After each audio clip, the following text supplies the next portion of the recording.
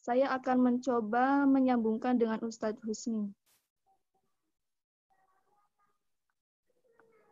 Assalamualaikum Ustadz. Waalaikumsalam warahmatullahi wabarakatuh. Ya. Dengar ya? Halo? Halo, ini Ustadz. Iya, jelas Ustadz. Ya.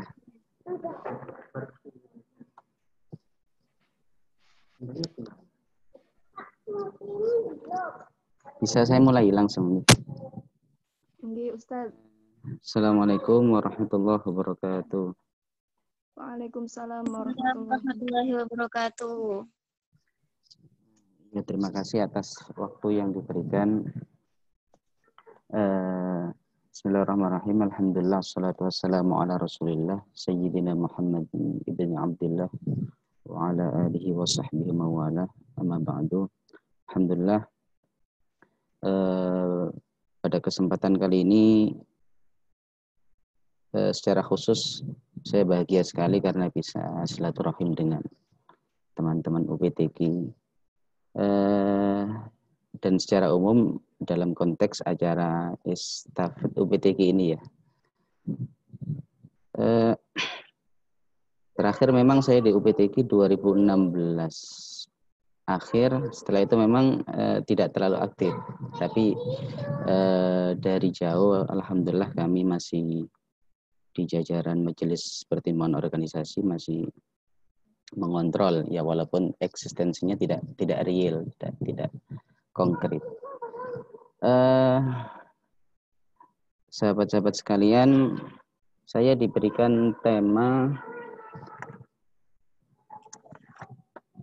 Al-Quran sebagai sumber inspirasi kehidupan.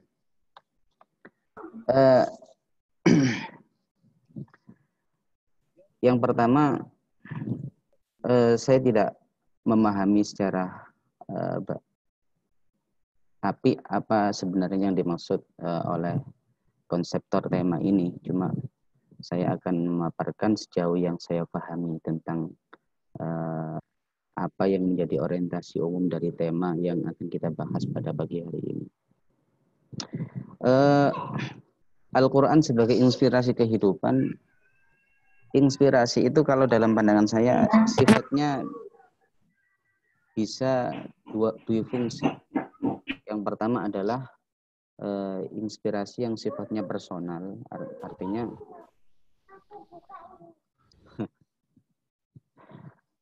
artinya Al-Quran itu menjadi inspirasi, motivasi, orientasi bagi satu individu. Bisa jadi saya, atau bisa jadi Anda, atau bisa jadi lingkungan sekitar kita, ayah kita, ibu kita, saudara kita. Sehingga kemudian karena Al-Quran ini menjadi inspirasi, akhirnya Al-Quran ini menjadi panduan kehidupan bagi kita. Selanjutnya adalah inspirasi itu sifatnya bisa lebih kolektif ya, lebih dalam skala yang jauh lebih besar. Kita tahu bahwa Al-Quran itu diturunkan, sebentar ya, Mbak. Ya. Kita tahu bahwa Al-Quran itu diturunkan oleh Allah kepada Nabi Muhammad, dan awalnya ditujukan kepada orang Arab, yang mana pada waktu itu Arab masih bangsa yang sangat terbelakang. Jadi disebut Badui, karena selain itu lokasi geografisnya yang cukup jauh, berada di antara negara-negara besar. Tetapi Arab itu sejauh yang saya ketahui pada waktu itu tidak merupakan jajahan dari negara manapun. Di sebelah utara ada Romawi, Persia, kemudian selatan ada bangsa Mesir, kemudian Ethiopia. Di Yaman pada waktu itu juga masih dalam kekuasaan Ethiopia. Kita tahu bahwa Arab itu disebut dalam Al-Quran adalah bangsa yang ummi. Maka ketika Al-Quran ini diturunkan, Al-Quran kemudian menjadi sebuah inspirasi. Kita tahu perkembangan yang sangat luar biasa terjadi dalam masyarakat Islam pada waktu itu. Beberapa tahun setelah Nabi wafat pada masa Khalifah Umar ibn al-Khattab, kemudian negara-negara besar itu ditaklukkan oleh Islam. Nah, ini yang saya sebut sebagai inspirasi. Jadi inspirasi itu sebuah manhaj hidup, sebuah prinsip yang kemudian mengubah baik individu ataupun secara kolektif ke arah yang lebih baik. Lah, inspirasi orientasi Al-Quran itu arahnya kemana orientasinya? Ya jelas kalau bagi kita sebagai seorang yang mukmin orientasinya tentu ke akhirat. Jadi orang belajar Al-Quran tentu karena ia mengamalkan perintah Allah dan ia ingin masuk surga, katakanlah seperti itu ya kalau dalam konteks di luar pembahasan yang lebih mendalam. Orang mempelajari Al-Quran, kita setiap hari membaca Al-Quran karena kita tahu bahwa orang yang membaca Al-Quran satu hurufnya saja diganjar satu pahala. Dan itu bisa berlipat-lipat. Bayangkan satu surat kita baca, satu juz kita baca, dan satu Al-Quran penuh kita baca. Maka tentu orientasinya adalah ingin mencari ridho Allah Subhanahu wa Ta'ala. Dalam konteks kita saat ini, karena lingkungan kita atau teman-teman ini adalah seorang hafid, seorang hafidhah, seorang hufadz, tentu kegiatan menghafal Quran itu adalah sebagai suatu yang mulia. Yang mulia, yang mana orientasi kemuliaan itu adalah untuk meraih kebahagiaan di akhirat. Tetapi kemuliaan bagi seorang hafid itu seringkali juga kita peroleh ketika di dunia. Baik itu bisa berupa materi. Artinya bukan Al-Quran dijadikan sarana mencari materi, tidak. Tetapi karena berkah Al-Quran yang kita belajar itu, sehingga ada kalanya orang itu dari aspek itu ia dicukupi secara materi. Kemudian karena ia seorang yang hafid, kemudian karena ia adalah orang yang paham Al-Quran, sehingga ia kemudian ditokohkan oleh masyarakat sekitarnya. Karena ia seorang yang paham Al-Quran, sehingga ia kemudian diangkat jadi dosen, jadi guru, dan lain sebagainya. Ini namanya orientasi yang sudah kita dapatkan ketika orang itu mempelajari Al-Quran. Tetapi sekali lagi bahwa kemuliaan Al-Quran itu atau pekerjaan apapun, hafid, menghafal Al-Quran, ataupun pekerjaan apapun, yang itu pekerjaan positif tentunya. Ketika tidak diniati karena ikhlas karena Allah, semata-mata karena ingin mencari ridha Allah, maka apa yang kita lakukan tidak akan mendapatkan pahala sama sekali. Maka dalam Al-Quran itu kita banyak sekali ayat, diantaranya wa ma umiru illa liya'budullaha mukhlishina lahuddin, dan kami tidak diperintahkan kecuali menyembah kepada Allah dengan ikhlas. Ikhlas artinya memurnikan. Kalau menurut Imam An-Nawawi, ikhlas itu adalah ifradul haq litaqarrub ilallah, atau taswiyatul atau memurnikan penghambaan kita kepada Allah Subhanahu wa Ta'ala tanpa tendensi apapun dari selain Allah. Itu namanya ikhlas. Maka yang pertama, kalau kita ingin memperoleh kebahagiaan di akhirat itu, apa yang kita lakukan? Menghafal Al-Quran, mempelajari Al-Quran, Anda kuliah, atau Anda bekerja apapun, maka niatkanlah yang pertama adalah karena Allah. Ini yang saya pahami dari inspirasi. Adik-adik sekalian, saya manggil adik karena usia saya lebih tua ya, atau sahabat-sahabat sekalian saja. Sahabat-sahabat sekalian. Saya akan berbagi sedikit tentang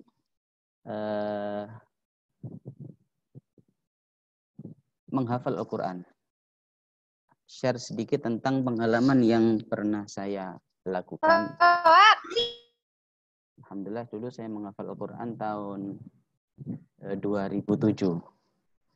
Tahun 2007 dan 2008. Saya menghafal Quran, alhamdulillah 2008 selesai. Kemudian proses melancarkan sampai sekarang. Kadang-kadang memang orang itu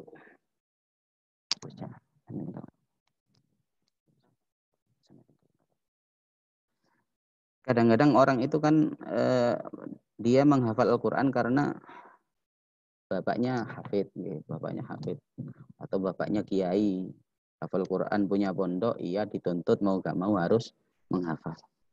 Ada kalanya orang itu menghafal Al-Quran karena ya paling banyak adalah karena lingkungan itu.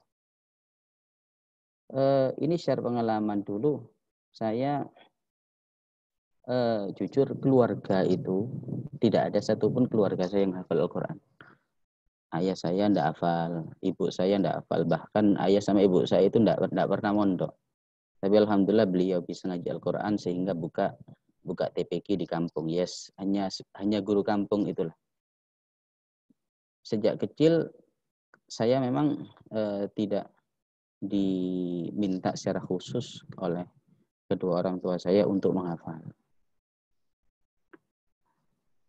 Pernah suatu ketika saudara jauh itu ada yang hafal, saya menghafalkan Al-Quran ke beliau, baru sampai juz 2, nggak kuat, akhirnya nggak dilanjutkan. Lah saya menghafal Al-Quran itu awalnya bagaimana? Tahun 2003 saya mondok di Lirboyo di Al-Harusiyah pada waktu itu. 2006 lulus, itu awalnya ingin kuliah. Tetapi pada waktu itu di akhir-akhir masa studi saya di pesantren tersebut itu saya bertemu dengan beberapa teman yang kebetulan dia dari santri pondok tahfidz. Akhirnya setiap hari bergaul sama mereka. Kadang-kadang juga diajak ke pondoknya. Kemudian diceritain yang indah-indah lah masalah-masalah menghafal Al-Quran itu. Padahal orang menghafalkan nanti ada indah, ada tidaknya juga kan. Jadi diceritain yang baik-baik. Alhamdulillah kemudian ada keinginan pada waktu itu, pas kelas 3 aliyah, tiba-tiba ingin sekali menghafal. Ketika ingin sekali menghafal, karena memang pada waktu itu saya mikirnya, saya ini bukan basic seorang penghafal. Waktu masih kecil basic saya itu qori, jadi ikut MTQ itu di bidang tilawah dulu. Karena tidak punya basic penghafal, saya konsultasi dengan banyak orang, dengan para guru, para ustadz. Dan yang terakhir ketika keinginan itu semakin kuat, saya konsultasi kepada ayah saya. Dan alhamdulillah ayah saya pada waktu itu sangat mendukung sekali. Dan itu kemudian sebelum menghafal itu saya mencoba baca-baca buku. Kan sekarang ini kan banyak kalau di toko-toko itu buku, metode guna penghafal. Banyak sekali metodenya sekarang ini. Ada yang metode cepat menghafal. Dan semua penulis itu mengajukan metode yang bervariatif. Artinya memang kalau Anda baca di buku-buku tentang tahfidz, bimbingan tahfidz, maka itu tidak ada keseragaman. Lantas kemudian setelah saya baca semampu yang bisa saya akses pada waktu itu, saya mulai proses menghafal. Ternyata memang metode itu dalam metode menghafalkan Al-Quran, metode yang benar-benar pas itu tidak bisa dipastikan yang mana, karena setiap orang itu kan mempunyai kecenderungan masing-masing atau kondisi psikologis yang memang berbeda-beda.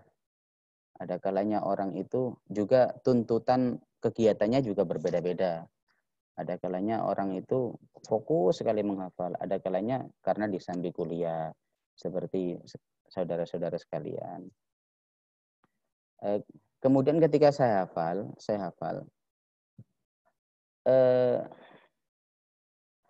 awal-awal ketika saya menghafalkan Al-Quran itu sulit sekali, benar. Sulit sekali. Bahkan satu hari saya itu, karena memang motivasinya kuat pada waktu itu. Motivasi saya, salah satu impian saya pada waktu itu, ketika hafal Quran saya ingin mencari beasiswa ke Mesir pada waktu itu, ke Al-Azhar. Lah, kemudian saya jalani. Awal-awal 1 bulan, 2 bulan itu, bahkan kadang-kadang satu hari saya tidak mampu menghafal 1 halaman pun. Kadang hanya separuh halaman. Kadang kalau bagus itu 1 halaman. Kadang kalau bejo ayatnya agak mudah itu 1 lembar.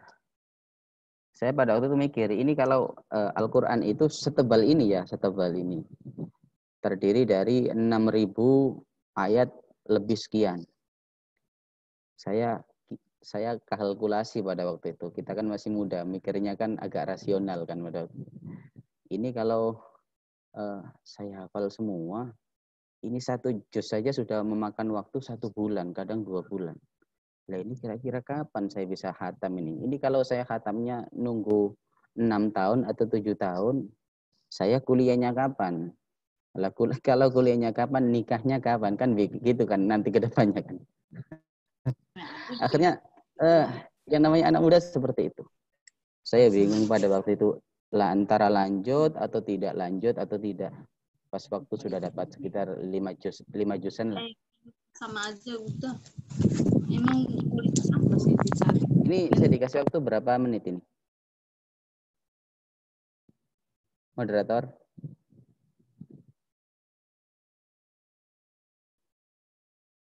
Berapa?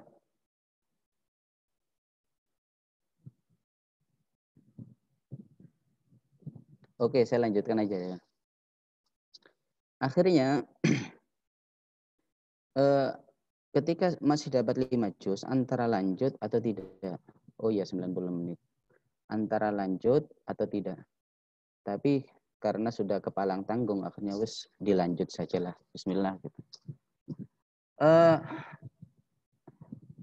Dan kemudahan dalam menghafal itu awalnya kan memang sulit, karena memang ternyata kesulitan untuk menghafalkan Al-Quran itu yang pertama karena kita tidak biasa menghafal.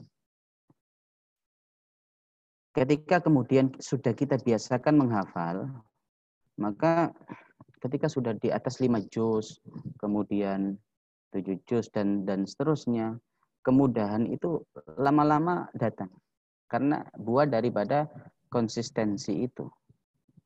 Jadi kunci saya 1 hari pada waktu itu saya jadwal.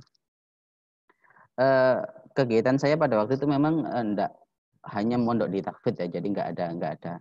Kita bebas menentukan kegiatan apapun, enggak seperti teman-teman yang sambil nyambi kuliah atau menghafal sambil sekolah. Pada waktu itu saya enggak sekolah. Jadi hanya menghafal saja. Jadi saya pada waktu itu menghafal, saya setelah Isya itu saya tidur pada. Setelah Isya saya tidur sampai jam 12. Jam 12 saya bangun, mandi, saya menghafal sampai subuh. Setelah subuh saya setorkan sampai kemudian menunggu waktu duha. Setelah duha saya tidur lagi. Sampai zuhur, seperti itu. Zuhur bangun, mandi, sholat, menghafal lagi sampai maghrib, seperti itu. Dan itu saya lakukan terus-menerus. Dan alhamdulillah kemudahan itu didapat. Jadi awalnya kita hanya bisa menambah 1 hari 1 wajah, bisa 1 lembar, 2 lembar. Karena sudah terbiasa ketika sudah juz atas, itu pada waktu itu bisa 4 lembar, bahkan pernah setengah juz pernah. Ya karena sekali lagi saya katakan bahwa kesulitan dalam menghafal tadi karena kita tidak terbiasa. Jadi coba seandainya Anda biasakan 1 hari menghafal minimal setengah lembar, atau kalau bisa 1 wajah atau setengah wajah, minimal kalau bisa 1 wajah atau lebih. Kalau dibiasakan insya Allah menghafal itu mudah. Tetapi dari pengalaman saya, sekali lagi, itu pengalaman saya. Dan alhamdulillah 1 tahun lebih sedikit bisa selesai. Dari proses perjalanan saya dalam menghafal itu apa sebenarnya? Saya simpulkan kemudian dari sini saya menyimpulkan bahwa metode menghafalkan Al-Quran itu yang pertama adalah keinginan, niat, motivasi yang kuat. Yang pertama. Yang kedua adalah konsisten. Yang ketiga adalah manajemen waktu yang tentunya baik. Gitu. Jadi manajemen waktu yang baik itu artinya Anda bisa memanage mana itu waktu menghafal, mana itu waktu murojaah. Jangan hanya menghafal saja, tapi tidak murojaah. Banyak teman-teman saya yang ia menghafal terus gitu. Jadi sudah dapat 20 juz, yang 15 nggak jalan, kadang-kadang seperti itu. Atau ada orang menghafal 30 juz, setelah khatam 30 ternyata nggak ada yang jalan lah, itu kan sangat disayangkan sekali.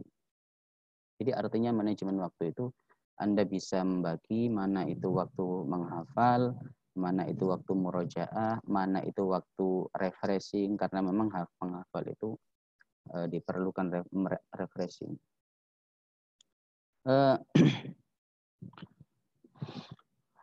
Kemudian ketika orang itu selesai menghafal, biasanya memang kebanyakan orang yang setelah hafal Al-Quran itu tidak lancar.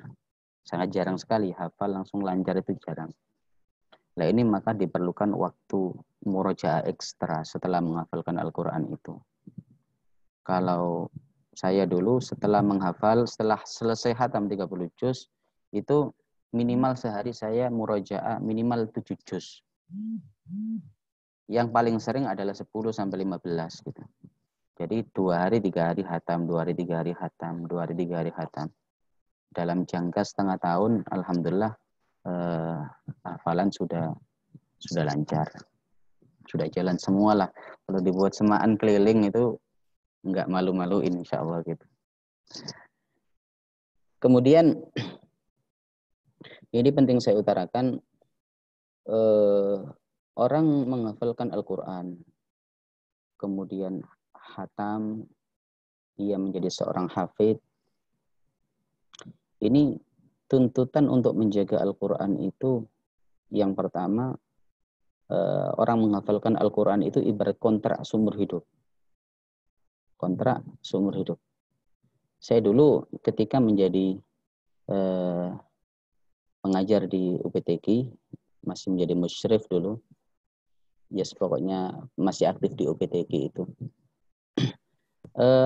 Beberapa teman yang setoran ke saya, itu seringkali saya tanyai lebih dulu, Anda ini menghafalkan Al-Quran, keinginannya hanya biasa saja, atau karena keinginan orang tua, atau karena Anda keinginan yang kuat, murni dari Anda sendiri.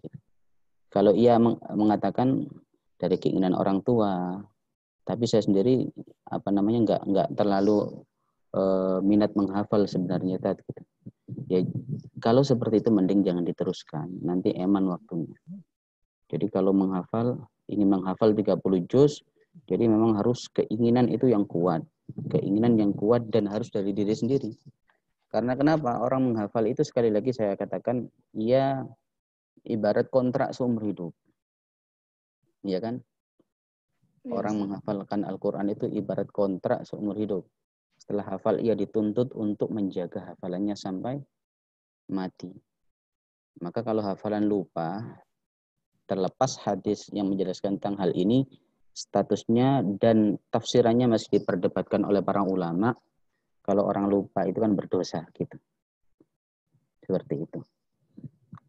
Juga orang yang menghafalkan Al-Quran itu sebelum menikah ia sudah punya istri, seperti itu. Ibaratnya seperti itu.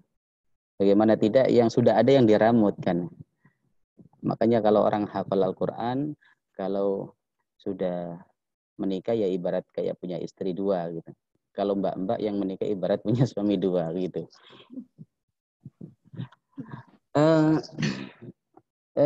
Yang sekarang ini sering diabaikan oleh para hafid itu adalah cara murojaah sebenarnya. Anda kalau ini dari yang saya tahu, kalau Anda lihat di dunia per-MTQ-an, di dunia per-MTQ-an di bidang tahfidz, itu kalau Anda saksikan sendiri, kadang-kadang dari satu hari yang ditampilkan itu tidak ada yang mulus. Kadang-kadang penampilan selama 5 hari yang mulus hanya 2 orang, 3 orang, seperti itu. Bahkan ada orang-orang yang terkenal hafalannya itu lancar lah di luar kepala. Ia setiap hari 30 juz hatam, ia setiap hari 30 juz hatam. Tapi ketika ikut MTQ, maka hafalannya kemudian banyak salahnya. Lah itu kenapa? Lah ini yang penting yang sering diabaikan oleh para hufat-hufat saat ini. Yakni tentang murojaah. Kita selama ini yang menjadi mindset kita, yang menjadi pola pikir para hafidz secara umum itu murojaah adalah ya sebagaimana murojaah harian. 1 hari 25 menit, 1 juz 25 menit atau 20 menit. Artinya murojaah cepat. Padahal murojaah cepat itu sama sekali tidak dianjurkan. Yang sangat dianjurkan oleh para ulama itu murojaah itu dengan tartil. Tartil adalah murojaah pelan-pelan. Tidak sampai kepada taraf tahqiq yang terlalu pelan, tidak, tetapi tartil. Tartil artinya pelan-pelan Anda menghayati apa yang Anda baca, kemudian makhraj tajwidnya diperhatikan, nadanya diperhatikan. Ini namanya murojaah tartil. Lah orang murojaah tartil itu fungsinya sangat banyak. Saya ketika ngaji sama teman-teman latihan gitu ya, teman-teman yang ikut MTQ, sering saya katakan, Anda murojaah tartil itu 1 kali saja, 30 juz ya.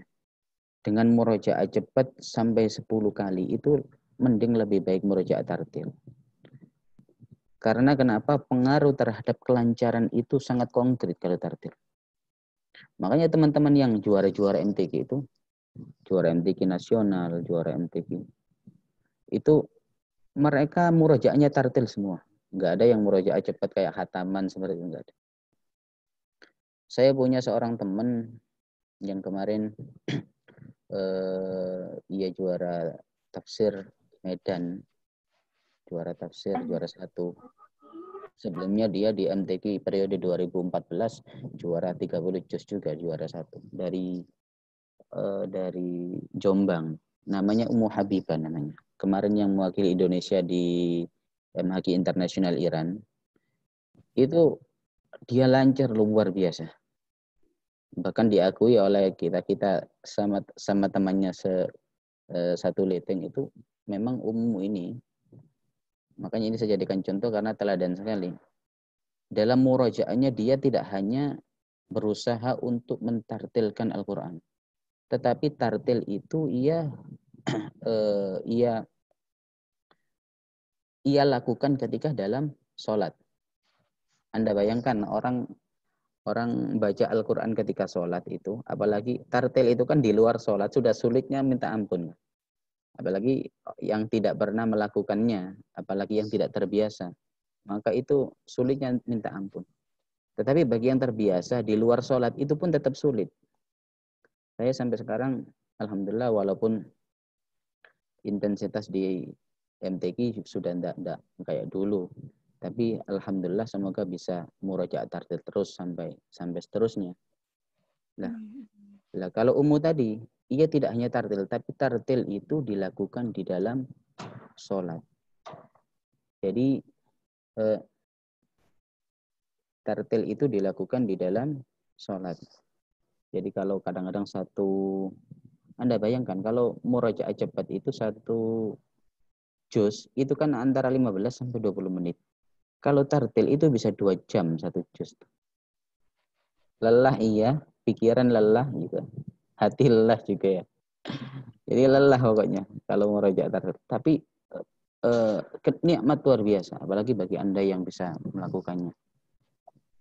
Jadi hafalan itu dibaca di dalam sholat, terus-menerus dilakukan di dalam sholat. Akhirnya si Ummu tadi itu ketika tampil atau ketika pembinaan itu sangat jarang sekali terjadi kesalahan hafalan. Ini tentang pengalaman saya di bidang menghafal.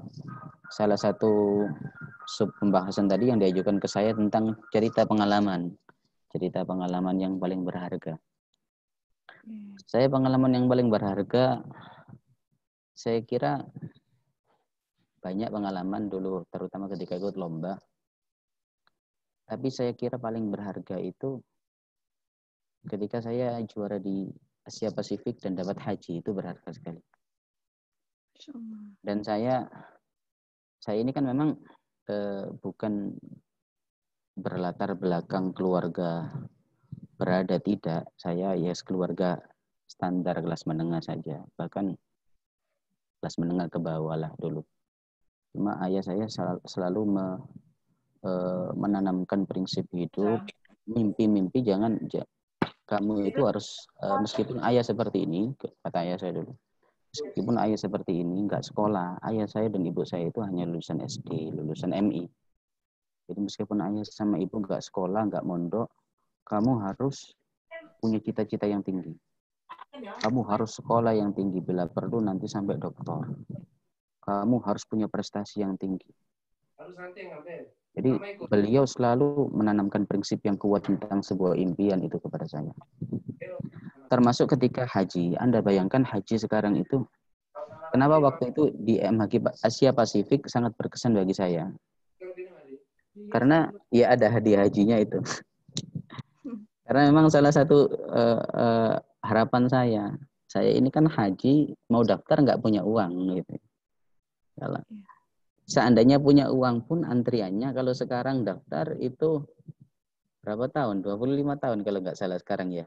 Iya. Jadi mbak ini ada yang umur 20 daftar haji nanti berangkatnya 45 berarti ya. Itu kalau haji reguler. Kalau punya uang lebih ya haji plus lebih cepat. Tapi saya mimpinya seperti itu. Saya alhamdulillah sejak kecil itu sering umroh. Ini bukan pamer mboten. Hanya sebagai tahadduts bin nikmah. Saya sering umroh. Tetapi umroh saya itu enggak pernah ada yang bayar, alhamdulillah. Semuanya dari juara MTQ. Tahun 2000 saya juara di MTQ nasional dapat umroh. Waktu itu masih umur berapa? 11 tahun kalau enggak salah. Kemudian 2012 juara MHQ lagi dapat umroh lagi. 2014 itu dapat umroh lagi. Sama plus haji pada waktu itu. 2018 dapat umroh lagi. Kemarin juri MTQ dapat umroh lagi, nanti mungkin awal tahun berangkat lagi. Jadi umroh tapi nggak pernah ada yang bayar. Dan ini alhamdulillah berkah daripada Al-Quran.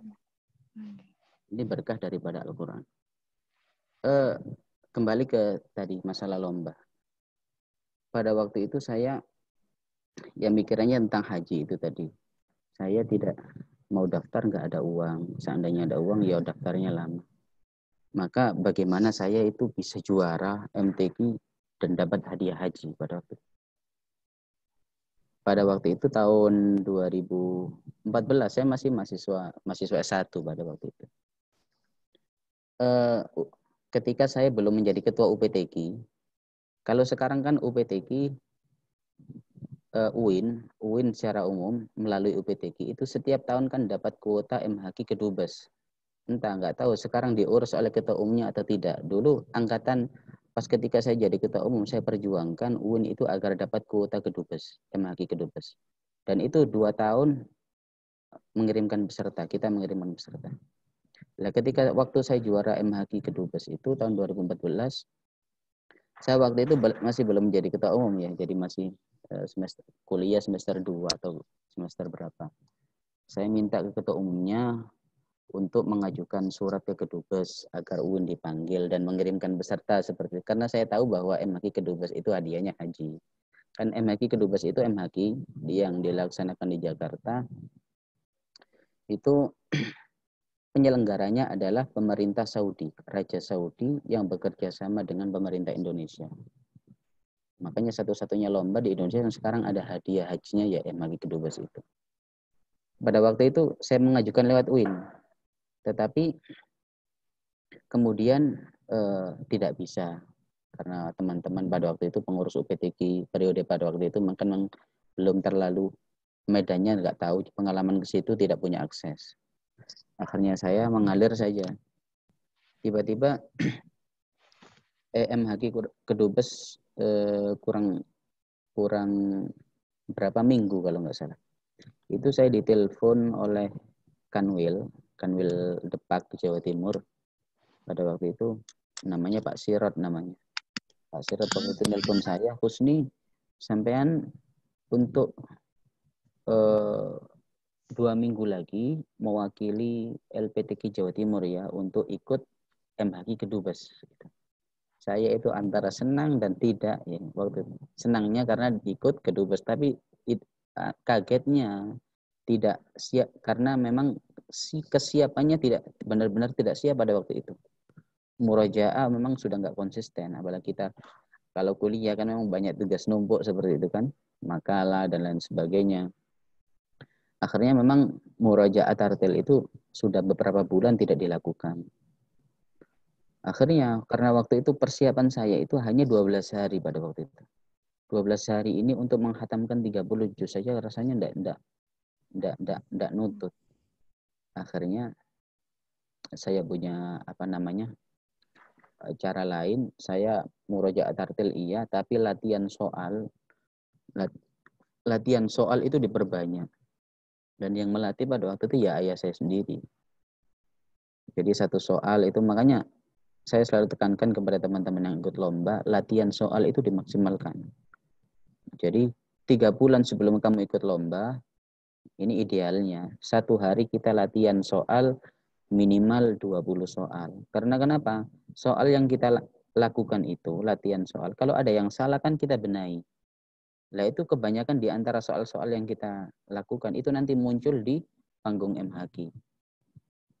Makanya pada waktu itu saya kejar dari situ, saya optimalkan di latihan soal. Alhamdulillah ketika di nasional, pada waktu itu saya satu-satunya peserta 30 juz yang mulus, sehingga juara 1. Nah, ketika tampil di Asia Pasifik, itu saya justru banyak salahnya. Ada 3 bel kalau nggak salah. Saya pada waktu itu yes pasrah, peserta yang lain tuh banyak yang lancar. Ada peserta kalau nggak salah yang lancar itu ya lumayan banyak lah. Lah bel saya 3. Idealnya kalau bel 3 itu sudah nggak masuk sama sekali. Cuma pada waktu itu kemudian saya disapa oleh salah satu jurinya. Salah satu jurinya pada waktu itu namanya Syekh Dr. Abdul Muhsin Al-Qasim, Imam Besar Masjid Nabawi, salah satu jurinya. Itu kemudian dikatakan, saya diajak ngobrol, kamu ngajinya bagus, bacaannya bagus, terus lagunya bagus gitu. Gitu saja, insya Allah masuk seperti itu. Terus saya kaget kok insya Allah masuk gitu. Akhirnya pas waktu pengumuman, saya nomor 3 itu, karena yang nomor 1, 2, 3 itu kan dapat hadiah haji yang 3 besar. Jadi nggak hanya juara 1 saja. Ya itu saking senangnya tadi ya karena mimpi bisa haji dari MTQ tadi. Akhirnya alhamdulillah bisa keturutan. Dan berangkat tahun itu juga. Jadi nggak repot dong yang berangkatkan langsung raja sana kan. Jadi kita nggak kena nggak biaya sama sekali. Terus di sana jadi tamu raja. Kemudian semuanya lah ditanggung. Jadi bahagia sekali daripada momen itu. Ini yang saya kira bisa saya sampaikan, bisa saya bagi tentang beberapa hal, termasuk juga pengalaman saya tadi ketika menghafal, juga ikut lomba dan pengalaman-pengalaman yang mengesankan tadi. Mungkin dari sini dulu ya. Sekarang saya serahkan ke moderator. Insyaallah. Baik Ustaz. Tadi Ustaz sudah menceritakan pengalaman yang paling mengesankan bersama dengan Al-Quran. Topik pembahasan kita hari ini ada 3 ya Ustadz, nggih? Iya. Nggih. Yang Al-Qur'an kutinggalkan, akhirat kulupakan, dan bagaimana caranya menjadikan Al-Qur'an itu sebagai cahaya kehidupan. Menurut Ustadz pripun nggih? Yang pertama adalah akhirat, Al-Qur'an kutinggalkan, akhirat kulupakan. Ini berkaitan dengan niat kita tadi itu. Satu, niat kita dalam menghafal. Yang kedua, Al-Quran itu kalam Allah yang tidak hanya dihafal saja, tetapi ia dihafal, dipelajari. Tidak dipelajari saja, tetapi ia diamalkan. Maka pondok Tebuireng kalau tidak salah ya, Madrasatul Quran itu. Hifdzul Quran, lafdhon, wa ma'nan, wa amalan. Jadi antara 3 hal ini saling terkait. Maka orang yang hafal Quran saja, ya, tapi ia tidak mengamalkannya. Atau tidak hafal, ia faham Quran saja, tetapi tidak mengamalkannya. Atau orang mengamalkan Al-Quran, tetapi ia tidak faham, artinya ia tidak punya ilmunya. Ini kan salah juga.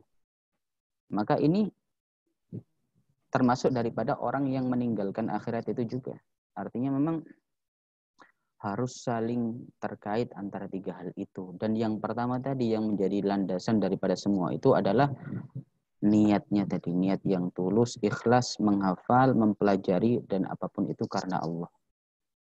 Terlepas nanti juga batasan niat itu bagaimana, atau orang yang punya niatnya tidak murni karena Allah, tapi ingin memperoleh hal-hal lain seperti itu. Nanti bagaimana itu didiskusikan lebih lanjut. Kemudian yang kedua, apa tadi? Bagaimana caranya menjadikan Al-Qur'an itu sebagai cahaya kehidupan gitu, Ustaz? Al-Qur'an kita jadikan sebagai cahaya kehidupan. Saya kira selain kita mempelajari Al-Qur'an tadi, kita amalkan, kita jadikan Al-Qur'an itu sebagai bagian terpenting di lingkungan rumah kita. Kita setiap hari membacanya, mempelajarinya. Bagi yang sudah punya anak, kita ajarkan anak-anak kita. Bagaimana menjadikan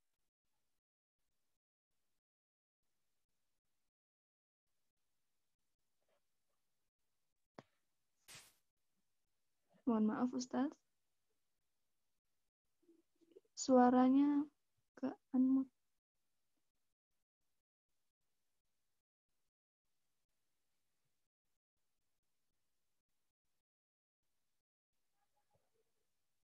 Suaranya mboten kemiring, Ustaz.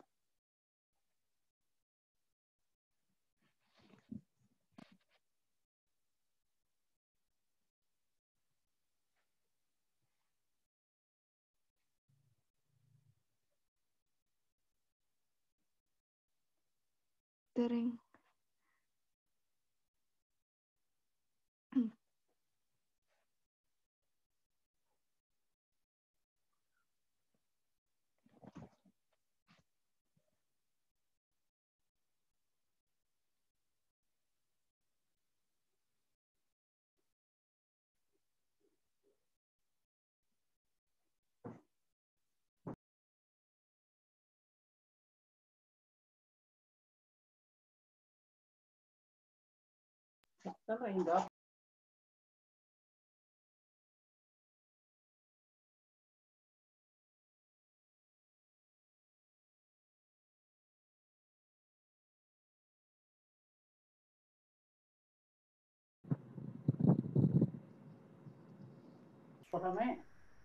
Iya.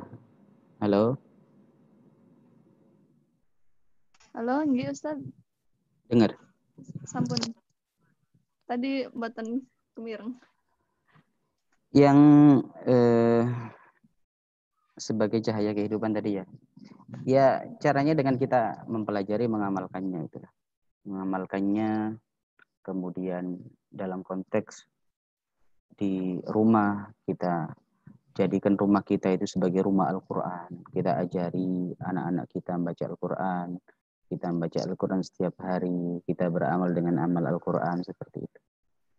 Dan saya kira cahaya itu kan metafor. Artinya pembahasan ini, pembahasan tentang menjadikan cahaya kehidupan itu kan subjektif ya. Kita bisa menafsirkan ke arah manapun. Yang jelas orientasinya adalah hafal iya, mempelajari iya, amal iya. Karena tiga hal ini adalah sesuatu yang saling terkait. Sebagaimana tadi saya katakan, hafal saja tidak paham, apalagi tidak mengamalkannya, ya tidak bermanfaat. Atau tidak hafal, paham saja tapi tidak mengamalkannya juga demikian. Atau mengamalkan tapi tidak memahaminya. Artinya apa? Orang mengamalkan agama tetapi ia keluar dari petunjuk Al-Quran. Ia tidak melakukannya dengan cara-cara yang telah diterapkan oleh Al-Quran. Ia mengamalkan agama tidak berdasarkan ilmu. Kan tidak ada manfaatnya sama sekali. Ya, ketiga hal ini kalau dilakukan secara saling terintegrasi, saling terkait, maka itu akan menjadikan cahaya bagi kehidupan kita. Terlepas ya kita sendiri masih dalam proses berusaha. Semoga kita semua bisa melakukannya seperti itu. Pengalaman sudah tadi ya, sudah saya sampaikan tadi ya. Oke, Ustaz. Baik Ustaz. Mungkin untuk semua peserta yang mempunyai pertanyaan bisa dikirim ke room chat. Nanti akan saya bacakan.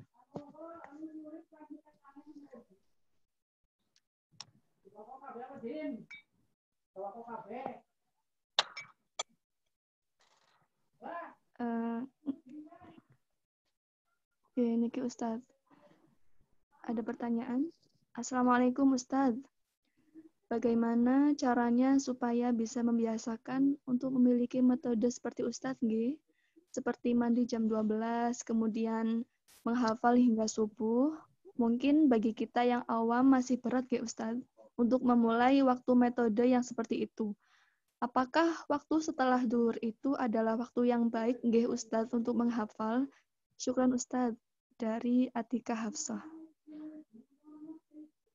Mungkin sakit dijawab nggak Ustaz? Begini sahabat sekalian, saya tadi men-share pengalaman saya. Sebelumnya saya sudah sampaikan metode setiap orang itu pasti akan berbeda. Saya tadi men-share metode seperti itu karena waktu itu saya tidak punya tuntutan apapun sehingga satu hari bisa optimal. Tetapi sekali lagi cara seperti ini jam 12 dan seterusnya tadi itu tidak harus kita lakukan. Artinya sebagaimana kesimpulan saya tadi, kunci menghafal itu adalah kemauan yang kuat, konsisten dan manajemen waktu. Jika ada tambahan yang sangat penting itu adalah doa. Baik doa Anda, doa ayah ibu, doa guru dan sekitarnya. Tapi itu kan usaha batin. Usaha zahirnya adalah kemauan, konsistensi dan manajemen waktu tadi. Manajemen waktu itu disesuaikan dengan panjenengan sendiri. Seandainya Anda pagi sampai siang kuliah, setelah pulang sholat istirahat, habis asar free, ya free itu yang kita manfaatkan. Kalau seandainya ada tugas, habis asar buat tugas, atau kemudian habis maghrib, free-nya habis maghrib, ya habis maghrib itu berusaha kita lakukan. Artinya waktu itu kalau bisa ya konsisten, tapi kalau tidak bisa semampunya. Artinya kalau Anda terbiasa menghafal setelah subuh, usahakan konsisten setelah subuh. Tapi kalau juga tidak konsisten setelah subuh juga tidak apa-apa. Yang penting dalam satu hari jangan sampai tidak memurojaah dan menghafal. Seperti itu, nggih. Mbak siapa tadi? Mbak. Iya, seperti itulah. Intinya Atika Hafsah. Intinya mekanisme waktu yang saya paparkan berdasarkan pengalaman saya tidak harus panjenengan ikuti, enggak. Tapi yang diikuti adalah kemauannya, konsistensinya. Saya katakan tadi, awalnya saya menghafal itu sulit karena konsisten, akhirnya terbiasa. Karena terbiasa, akhirnya jadi mudah. Seperti itu. Akhirnya setelah jadi mudah itu, kemudian menghafal Al-Quran terlihat mudah. Yang awalnya sulit sekali, benar. Sebagaimana saya ceritakan tadi, sulit sekali, akhirnya karena terbiasa, karena konsisten itu menjadi mudah. Dan ini juga saya rasakan hingga sekarang gitu. Saya sekarang proses menghafalkan nazam syatibiyah. Nazam syatibiyah itu nazam qiraat sab'ah. 1200 nazam karya Imam Asy-Syatibi. Tapi saya ini kan sudah lama nggak menghafal. Saya terakhir menghafal itu tahun 2008 selesai menghafal Quran. 2010 alhamdulillah hafal Alfiyah. Setelah menghafal Alfiyah itu saya sama sekali tidak pernah menghafalkan. Karena tidak pernah menghafal ini akhirnya tidak biasa. Sekarang ini saya menghafalkan Syatibiyah, Masya Allah sulitnya luar biasa. Ya karena tidak biasa itu. Ya semoga nanti dengan biasa itu akhirnya dengan maksudnya menerapkan apa yang sudah saya sampaikan tadi. Akhirnya nanti saya bisa konsisten itu. Artinya memang sekali lagi saya katakan teknis ketepatan waktunya tidak harus diikuti. Yang penting ide-ide pokoknya tadi. Anda harus kemauan yang kuat.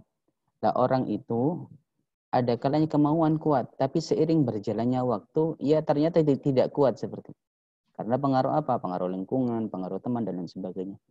Nah, ini bagaimana Anda bisa konsisten dalam berkemauan itu, Anda harus mencari inspirasi-inspirasi. Bisa melalui teman, atau bisa Anda punya cita-cita apa. Kalau saya bisa selesai 30 juz, saya akan ini. Anda harus punya impian-impian yang sudah harus Anda catat dari sekarang. Dan impian itu yang menjadikan orang itu konsisten. Yeah. Impian itu yang menjadikan orang itu konsisten. Baik Ustaz. Ngoten nggih. Nggih. Kalau waktu tadi ada ya. Waktu saya kira saya tidak menyarankan waktu spesifik. Semua waktu itu baik untuk menghafalkan Al-Quran. Tapi memang waktu yang relatif tenang itu lebih utama. Seperti itu. Yeah. Jadi nggak harus setelah subuh atau setelah maghrib. Walaupun sebenarnya setelah subuh dan setelah maghrib itu membaca Al-Quran kan ada kesunahan tersendiri. Kalau Anda lihat kitabnya Imam Nawawi At-Tibyan, waktu setelah subuh, setelah maghrib itu luar biasa pahalanya. Tapi dalam menghafal, sekali lagi, karena menghafal itu urusan emosional, urusan psikolog. Anda memilih waktu sekehendak hati Anda. Jadi, tapi ya, kalau bisa yang konsisten tadi. Kalau Anda moodnya itu malam hari, ya menghafal malam. Kalau moodnya pagi, menghafal pagi. Moodnya siang, menghafal siang. Kalau satu hari nggak mood, ya berarti nggak usah menghafal. Ya. Ini ada pertanyaan lagi, Ustaz. Bagaimana cara ampuh agar meninggalkan rasa malas saat murojaah? Dari Fadia Aribah. Cara ampuh. Cara ampuh untuk mengatasi rasa malas saat murojaah, Ustaz. Kan biasanya kita kalau murojaah itu agak malas gitu, Ustaz. Ya, Sami. Saya juga seperti itu. Jadi gimana Ustaz, cara mengatasinya itu gimana? Saya itu begini. Anda lihat ini kan saya pegang kopi ini kayaknya. Ini kopi. Saya ini alhamdulillah enggak ngerokok. Tapi pengopi berat. Karena kenapa? Dulu ini saya jadikan doping ketika menghafal dulu. Kan saya tadi mengatakan kalau malam saya enggak tidur kan sampai subuh. Ya karena ada kopi ini. Lah kopi ini bagi saya secara fisik sebenarnya, secara fisik ini membantu untuk mengurangi rasa malas. Ini terlepas dari kopi Anda suka atau tidak ya. Tetapi yang paling penting, aktivitas apapun, baik itu positif atau negatif, kalau kita terbiasa, lama-lama menjadi ringan. Orang terbiasa melakukan aktivitas negatif, maksiat A katakanlah, melakukan maksiat apa? Karena terbiasa melakukan maksiat itu, akhirnya kalau nggak maksiat nggak enak gitu.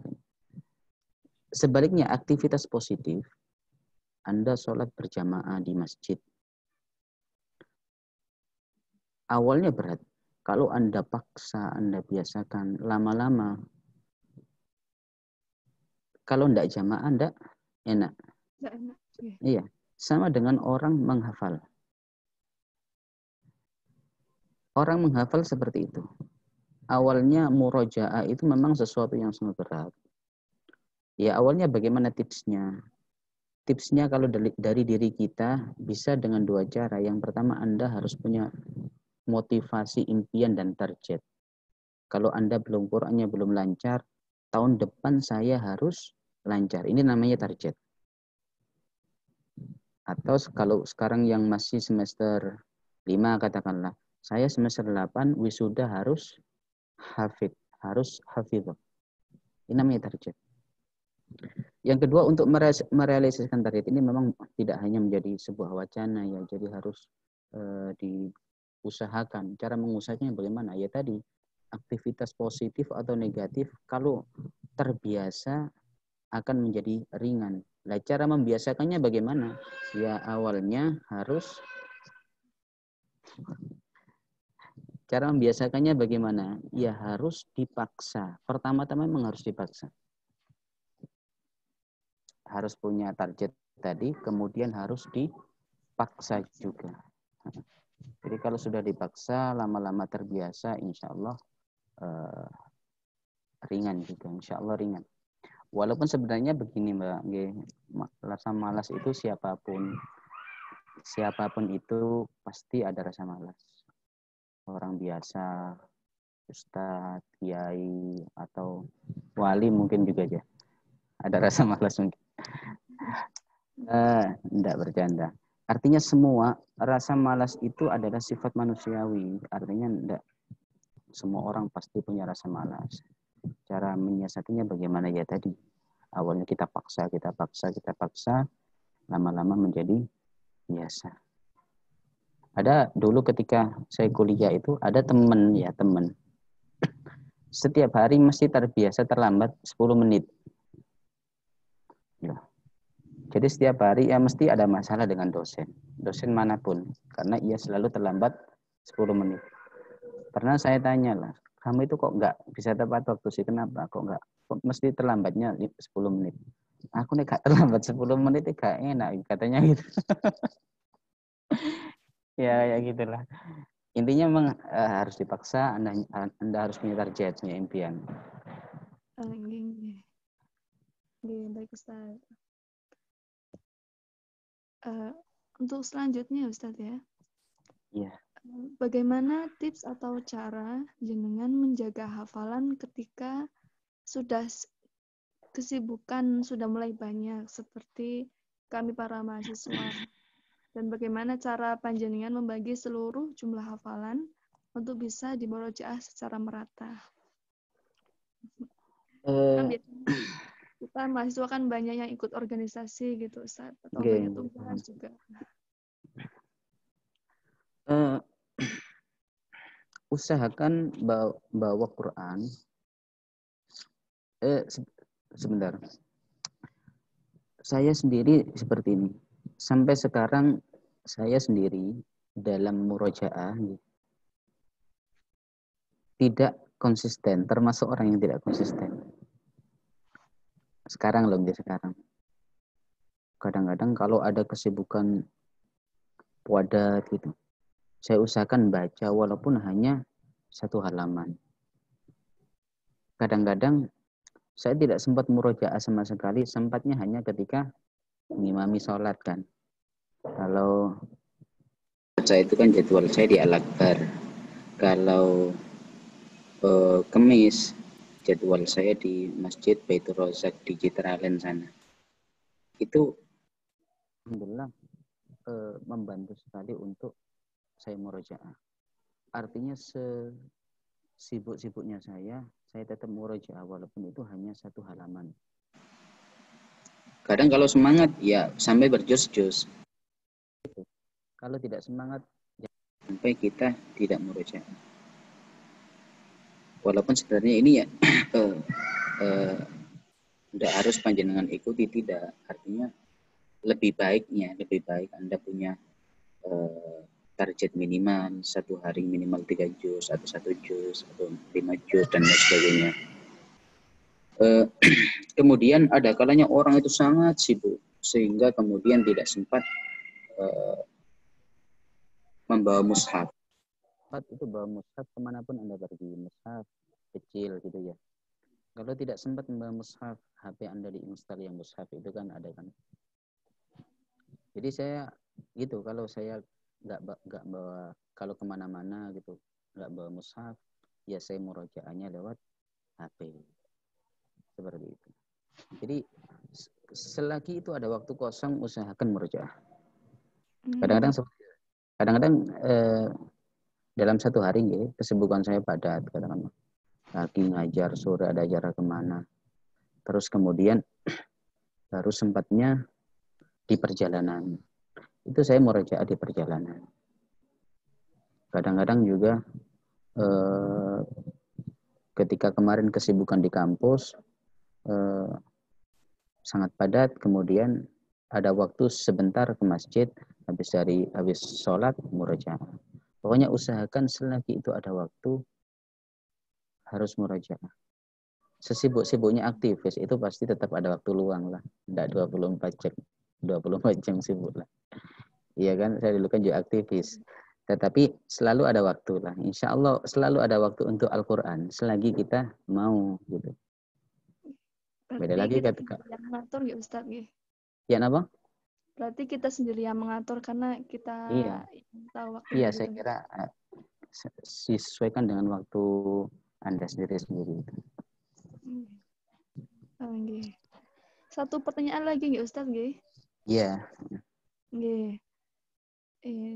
Saya ingin bertanya, bagaimana cara menghadapi stigma masyarakat kepada para penghafal yang berprestasi dengan para penghafal yang tidak memiliki prestasi juara dalam lomba apapun? Karena terkadang pandangan orang terhadap orang yang berprestasi dan tidak berprestasi menjadi seperti penghafal yang sukses dalam penghafal dan penghafal gagal. Bagaimana Ustadz kita menjaga hati kita sebagai penghafal Al-Quran, niat lillahi ta'ala dan pandangan atau penilaian manusia?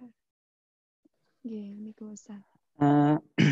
Begini, dalam kehidupan itu siapapun itu selalu tidak akan pernah terlepas dari omongan negatif orang. Siapapun itu. Kiai, ulama, apalagi musuhnya banyak biasanya, yang tidak suka banyak. Bahkan saya pernah baca Imam At-Tabari, Anda yang kuliah di tafsir tentu tahu, beliau pernah dipukuli rame-rame, dianiaya. Imam Syafi'i itu pernah dipukuli rame-rame. Yang mukuli itu para pengikut mazhab Maliki. Padahal Imam Syafi'i sendiri murid kesayangan Imam Malik. Sampai ada yang mengatakan terdapat beberapa tulang beliau yang retak atau mungkin patah. Artinya memang orang itu dia pasti tidak akan pernah terlepas dari omongan buruk orang lain. Lah kemudian bagaimana kita menjikapi? Ya tidak usah kita pikirkan. Kalau kita selalu memikirkan omongan orang, maka kita tidak akan bisa maju. Tentang stigma mereka, katakanlah stigma mereka yang kadang-kadang sering membedakan itu, yes biarkan itu urusan subjektivitas mereka. Saya tidak tahu yang dimaksud keberhasilan dan kegagalan tadi maksudnya apa. Mungkin dalam pekerjaan, karir, jabatan dan lain sebagainya. Saya kira cukup banyak orang juara yang kemudian tidak diterima oleh masyarakatnya juga banyak. Atau orang juara tapi karirnya tidak berkembang di pekerjaannya banyak. Anda lihat di lingkungan akademik, mereka yang punya jabatan-jabatan tinggi, apakah mereka pernah juara? Kan enggak kan. Tapi walaupun mereka tidak juara di bidang Al-Quran, tapi mereka bisa membuktikan kapasitas mereka. Baik itu kapasitas akademik, kapasitas kecakapan organisasi, kapasitas skillnya dibuktikan. Sehingga kemudian saya kira itu yang menjadikan sebagai pembeda, bukan masalah juara atau tidak tadi. Sekali lagi saya katakan, kalau ada stigma negatif terhadap orang yang tidak juara, ya tidak usah diperdulikan. Itu karena urusan subjektivitas masyarakat itu hal-hal yang tidak bisa kita hindari. Artinya memang itu pembicaraan orang itu bisa kena ke siapa saja. Saya juga, atau kanan kiri saya, orang tua saya, pasti dalam kehidupan itu ada orang yang suka, ada yang tidak suka. Terkait orientasi keberhasilan dan kegagalan dalam tataran praktis tadi, seperti jabatan, pekerjaan, dan lain sebagainya, Anda harus buktikan bahwa walaupun tidak juara, Anda adalah seorang hafid yang kompeten, atau hafid yang punya integritas, atau hafidah yang punya kemampuan lain, tidak hanya di bidang menghafal. Orang yang juara MHQ itu kan kelebihannya hanya di kelancaran saja sebenarnya, gitu. Sekali lagi gini, orang yang juara di MHQ itu kelebihannya ia faham tajwid dan ia lancar saja. Tetapi belum tentu orang yang juara MHQ atau orang yang hafal 30 juz ia punya kompetensi akademik. Belum tentu. Belum tentu orang yang hafal Al-Quran ia faham Al-Quran, juga belum tentu. Belum tentu orang yang hafal dan juara Al-Quran ia alim, ya belum tentu juga. Karena juara itu ditentukan dari kelancaran, usaha ketika menghafal dan melancarkan. Kealiman itu ditentukan lewat usaha. Iya. Sedangkan keilmuan itu ditentukan lewat usaha belajar dengan sungguh-sungguh itu tadi. Kalau hafid tapi tidak pernah belajar, ya sama, Anda akan bisa alim. Betul, nyampe nggak Ustaz? Enggak. Jadi saya kira enggak dipukul rata seperti itu. Enggak. Niki Ustaz, yang pertanyaan yang tadi, gimana caranya membagi ini Ustaz? Cara membagi murojaah biar kepegang semua gitu. Membagi hafalnya misalkan 1 hari berapa juz, berapa itu. Itu disesuaikan dengan jumlah hafalan Anda. Ini tidak harus jadikan patokan, tapi ini masukan dari saya. Kalau hafalan Anda 5 juz, maka sehari minimal 1 juz atau 2 juz. Saya dulu punya prinsip gini, dalam 1 hari saya membagi separuh menghafal, separuh murojaah. Saya dulu punya prinsip itu. Ketika hafalan saya sudah di atas 10 loh itu ya. Prinsip saya tidak akan nambah hafalan kalau saya tidak murojaah sekian juz terlebih dahulu. Gitu saya dulu gitu. Dan berapa jumlahnya itu variatif. Kalau hafalan Anda 5 juz, ya usahakan 1 atau 2. Hafalan Anda 10, usahakan ya antara 3 sampai 4.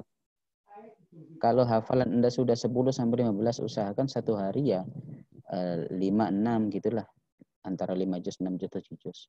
Kalau hafalan Anda 20, ya usahakan setiap hari antara 7, 8. Kalau hafalan Anda sudah 25, usahakan setiap hari antara 8 atau 9 atau 10 gitu.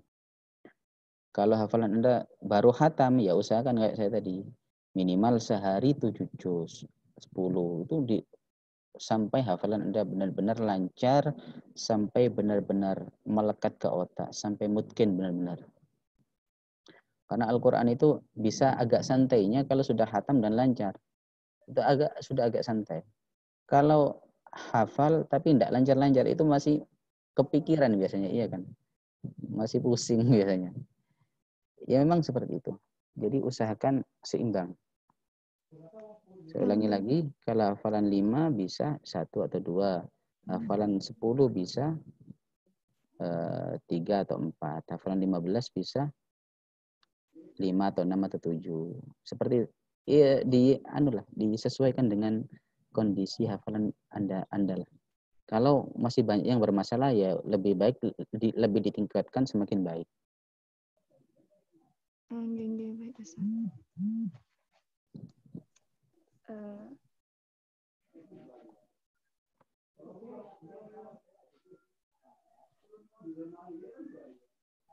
Terima kasih Ustaz untuk materi yang disampaikan pada hari ini. Ya, sama-sama. Saya akan membacakan kesimpulannya nggak Ustaz? Nggih, monggo.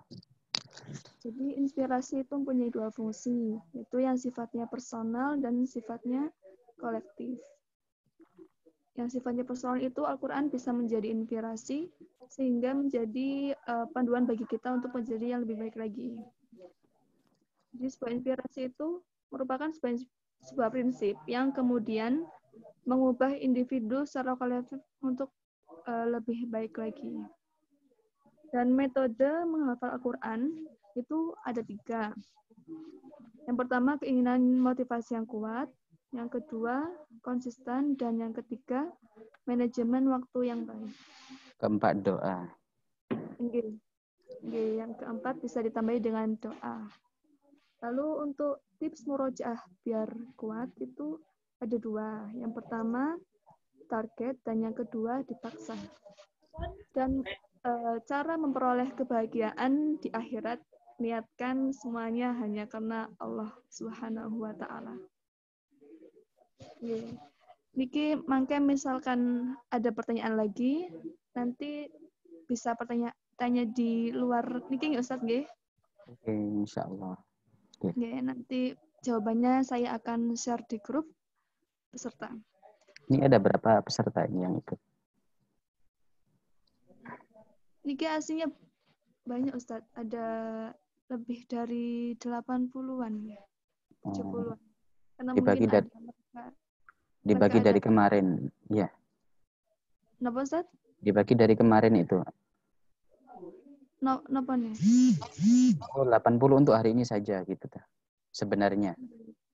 Nggih, mungkin mereka ada yang lagi pekerjaan di sambil ini kok Ustaz. Jadi nggih sani. Nah, selanjutnya adalah sesi foto bersama. Yuk, sekarang diharapkan teman-teman untuk mengaktifkan gambarnya. Nggih, untuk semua peserta estafes diharapkan untuk mengaktifkan gambarnya atau videonya. Karena kita akan foto bersama dengan Ustadz Husni Mubarak. Kapan lagi loh kita bisa foto dengan beliau?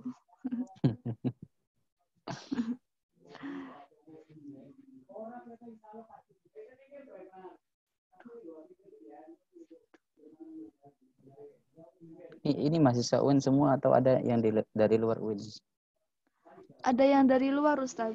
Oh, ada yang dari Jakarta, niki campur.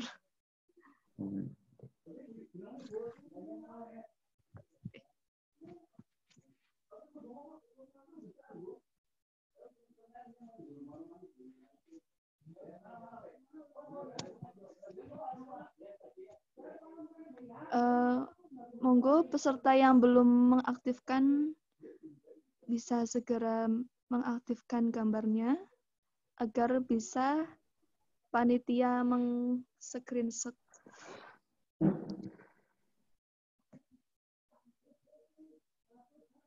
Saya sebutkan aja ya. Hasanabila, Atia Kamila, Fadia Ariba, Faiz Sultan, Fani UPTQ, Hilya Indana, Ilham Syufi. Ayo monggo para peserta yang belum mengaktifkan gambarnya untuk segera.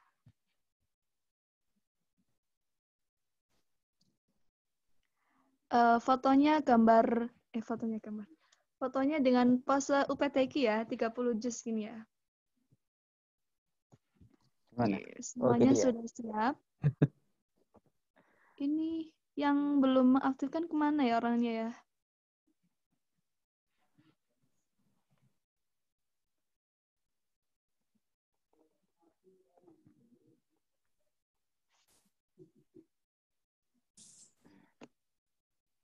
Ya, foto bersama Ustadz Husni Mubarak.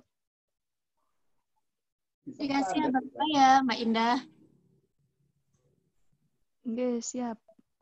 Ini gimana ya yang belum mengaktifkan? Ditinggal aja tambah Wulan. Iya, enggak apa-apa. Barangkali mungkin kameranya itu nggak bisa. Itu nggak bisa dinyalakan. Kan ada, nggak apa-apa, yang ada aja. Oh, oke, siap. Ayo semua bisa pasang tangannya dulu ya. 30 juz. Untuk panitia, bersiap-siap untuk mengambil screenshot. Saya hitung dari sekarang. 1, 2, 3. Oke, sudah. Oke, terima kasih untuk pemateri hari ini, yaitu Ustadz Husni Mubarak. Semoga semua ilmu yang beliau sampaikan pada hari ini bisa bermanfaat kepada kita semua dan bisa menjadi ladang kebaikan untuk Ustadz sendiri. Mohon maaf untuk semua kekurangannya, nggih Ustadz. Oke, sami-sami. Saya juga mohon maaf kalau banyak kekurangan di materi yang disampaikan. Oke, terima kasih. Terima kasih juga untuk semua peserta yang sudah mau mengikuti pada hari ini acaranya. Oke, saya pamit undur diri. Saya kembalikan kepada host terkecil.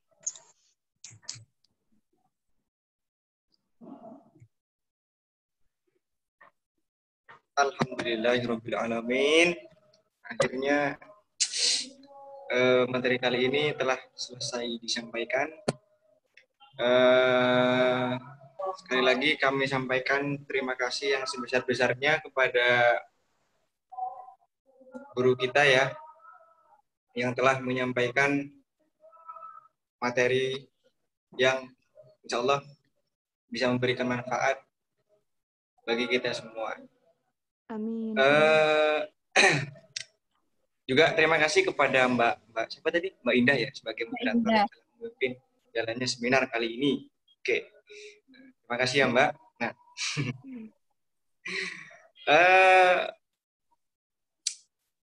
iya, sekali lagi kami mengingatkan kepada teman-teman peserta bahwasanya jangan khawatir untuk ketinggalan acara selama 7 hari ini, acara establish.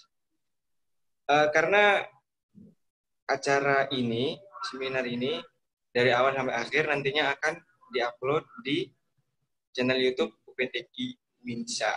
Nah, jadi bagi teman-teman yang merasa ketinggalan atau ada yang ganjil, pengen melihat lagi gitu, nanti ketika sudah diupload 1 minggu setelah acara ini selesai, bisa disaksikan, ditonton lagi di channel YouTube UPTQ Winsa. Jangan lupa untuk like, share, komen, and subscribe channelnya ya. Mohon maaf. Kemudian kami juga mengingatkan bahwasanya di acara kali ini panitia itu mengadakan giveaway berupa Al-Quran Cordoba yang nantinya akan dipilih, pemenangnya akan dipilih dari peserta yang aktif mengikuti acara dari awal sampai akhir dan rajin bertanya. Jangan lupa jargonnya, Hilman. Iya, ntar sebelum selesai. Ya, kemudian bagi peserta juga jangan lupa itu ya, nanti kalau ada link yang dikirim oleh panitia di grup-grup WA agar dibuka dan diisi. Oke? Sebelum kita akhiri acara ini, mari kita tutup dengan jargon seperti biasa ya. Jargon apa namanya? PTQ sama jargon Estafes. ya itu estafes. Nggak perlu diajari lagi kan? Udah tahu. Mungkin kasih contoh dulu satu kali. Untuk mengingatkan. Contoh. Untuk Ya. mengingatkan. Jadi yang jargon PTQ, ya salam PTQ, kuliah yes, ngaji yes, aktivis yes, gitu ya, bareng-bareng. Kemudian untuk yang jargon estafes, nanti ketika saya bilang estafes, terus jawabnya face your life with Al-Quran. Oke? Oke, siap. Nggak perlu diulang lagi kan? Ya. Ya, yang kompak ya, bareng-bareng ya. Siap? Iya. Cek dulu Siap. siapa apa enggak ini. Mic-nya Siap, Kakak. dinyalakan, videonya dinyalakan juga. Untuk yang belum menyalakan mic. Bareng-bareng ya. Langsung, teman. Oke, 1, 2, 3. Salam UPTQ. Kuliah yes, ngaji yes. Yes, aktivis Yes. Kok pada lemas semua ini? Kurang belum makan. ya, menjelang pagi, menjelang siang ini. Oke, ulang ya, yang kompak biar mungkin yang ada acara bisa cepat. Dimohon kepada teman-teman biar kompak ikut semua. Oke. Ulang lagi. 1, 2, 3. Salam UPTQ. Kuliah yes, Yes, ngaji yes, yes, aktivis yes. Estafes Face your Face life. your life Your life. Al-Quran. Alhamdulillahirrahmanirrahim ya, walaupun nggak semangat kita maklumi ya karena mungkin udah siang dan waktunya lapar. Sekian dari kami. Sekali lagi terima kasih kepada yang sudah berkenan berpartisipasi dalam acara ini. Mungkin kami akhiri sampai di sini saja. Saya selaku host pamit undur diri. Terima kasih sebanyak-banyaknya. Assalamualaikum warahmatullahi wabarakatuh. Waalaikumsalam warahmatullahi wabarakatuh. Gimana? Terima kasih Ustaz. Terima kasih Ustaz. Terima kasih banyak Ustadz. Sama-sama.